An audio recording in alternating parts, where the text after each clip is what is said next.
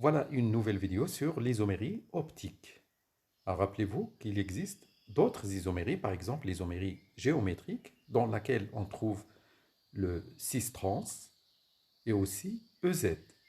L'isomérie de conformation dans laquelle vous avez une rotation d'un morceau de la molécule et on passe d'un isomère de conformation vers un autre isomère de conformation par cette manipulation. Par contre, l'isomérie optique, elle est basée sur la présence de centres asymétriques. Alors, asymétrique veut dire que c'est le contraire de symétrique. C'est-à-dire que la molécule ne possède ni centre de symétrie, ni plan de symétrie.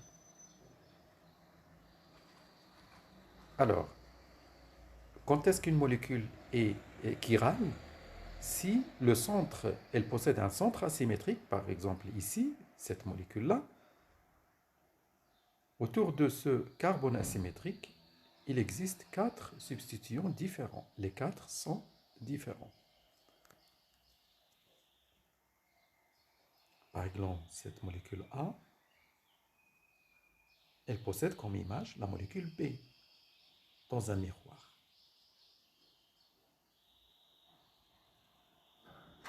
Là, on effectue une rotation de cette molécule B, une rotation de 180 degrés sur l'axe CCO2H. Le CH3 va venir de l'autre côté, c'est-à-dire ici. Le CO2H reste à sa place. Les H et le OH changent de position, c'est-à-dire le H qui est ici derrière, il va devenir en avant, après la rotation de 180 degrés. Donc finalement, le B' représente une rotation de la molécule B. Alors pourquoi on a fait ça? C'est tout simplement pour vérifier est-ce que la molécule B est superposable à la molécule A. On va prendre cette molécule-là, dans laquelle on a déjà préparé le CH3 à droite, le CO2H ici. Donc, si je vérifie cette molécule-là, je la dépose sur celle-là, je vois bien qu'elle est superposable en partie, c'est-à-dire le CO2H il est superposable avec le CO2H, le CH3 la même chose, mais le H et le OH ne sont pas superposables. Tout simplement parce que ici vous avez le H en avant, par contre, dans A, vous avez le H derrière. Alors, dans ce cas-là, je dis que les deux molécules A et B ne sont pas superposables l'un avec l'autre. Alors, comment sont considérés dans l'isomérie optique ce couple d'isomères, l'objet et son image? On dit qu'elles sont énantiomères, l'un par rapport à l'autre. Donc, c'est un couple d'énantiomères. A et B, c'est un couple d'énantiomères. La molécule A n'est pas superposable à la molécule B. Cela veut dire que euh, la molécule A est chirale, ou bien la molécule B est chirale. C'est la même chose. Alors, pour ce qui est représentation, vous avez plusieurs façons de représenter la même molécule. Si l'on prend la même molécule et on essaie de la présenter, on a plusieurs façons de la présenter. Vous avez la présentation en perspective, vous avez la présentation en Fischer, vous avez aussi la présentation en Newman dans laquelle vous avez un carbone, un centre qui cache l'autre, c'est-à-dire l'éclipse. Alors, comment on effectue la présentation de Fischer à partir de la présentation en perspective? Alors, qu'est-ce qu'il faut? Il faut effectuer certaines manipulations. Il faut porter le groupement le plus oxygéné vers le haut, c'est-à-dire que l'observateur il se positionne de manière à être en face de H et NH2, qui sont deux substituants, avoir le centre ou le substituant le plus oxygéné vers sa tête, en haut, et vers ses pieds, il a le centre le moins oxygéné, c'est-à-dire C2H5. À sa droite, les deux autres substituants, c'est-à-dire dans ce cas-là, H et, O, et NH2. Et donc le résultat, c'est bien ce qu'on voit ici dans la représentation de Fischer. Voilà.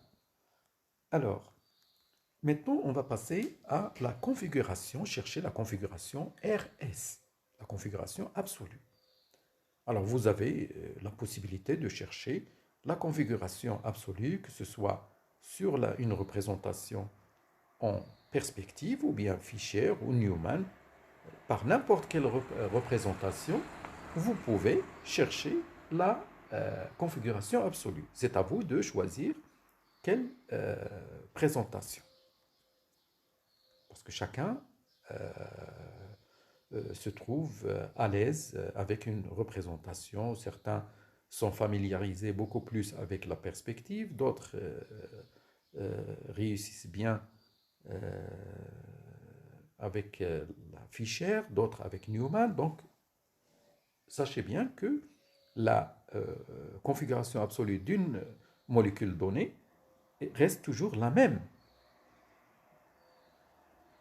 Elle ne dépend pas de la représentation. C'est-à-dire que la représentation de cette molécule-là, plutôt la configuration absolue, elle est la même que en perspective, que en Fischer, que en Newman. Elle ne change pas. Tant qu'on n'a pas effectué une permutation entre deux substituants, c'est-à-dire on n'a pas changé de position. Par exemple, ici, si je fais une permutation entre H et NH2, je fais un change. Dans ce cas-là, la configuration absolue de la molécule change.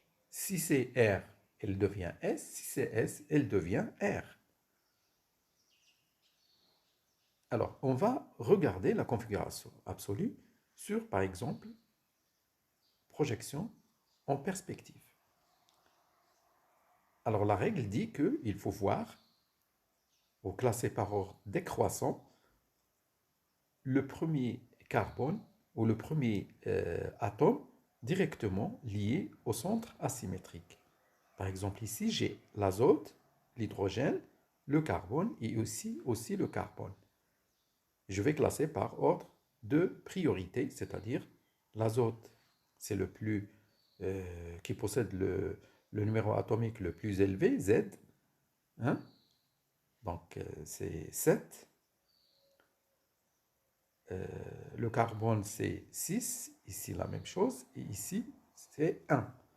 Donc, N, l'azote, c'est numéro 1. Ensuite, à choisir entre ce substituant-là et celui-là, carbone, carbone, là c'est 6 et là c'est 6. Alors 2 et 3, donc comment je vais faire la préférence entre 2 et 3, donc entre les deux substituants. Là c'est le carbone qui est lié à des oxygènes, par contre ici un carbone qui est lié à carbone et à des hydrogènes, donc priorité à ce substituant-là qui va porter le numéro 2.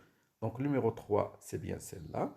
Et le numéro 4, c'est pour l'hydrogène. Donc, la règle dit qu'il faut aller de 1 vers 2 vers 3. Dans cette situation, c'est dans l'ordre opposé à l'ordre, aux aiguilles d'une montre. Dans ce cas-là, la configuration absolue, c'est S. On peut la vérifier. La même chose sur la représentation de Fischer. Qu'est-ce que j'ai? J'ai 1, 2 et 3. Donc, de 1, je vais vers 2, vers 3. Donc, c'est dans le sens des aiguilles d'une montre. Mais n'oubliez pas que le H, il est en avant. Donc, si je trouve le H en avant, je prends l'inverse du résultat. Donc, le résultat, c'est R, je prends S.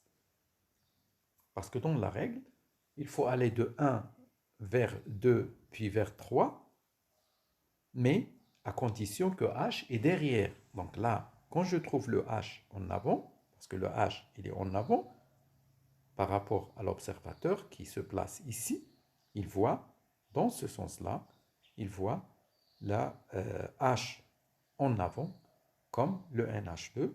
Donc, on prend l'inverse du résultat. Donc R, on va passer à S. Donc c'est la même chose. Donc avec ceci, on termine cette vidéo et à bientôt.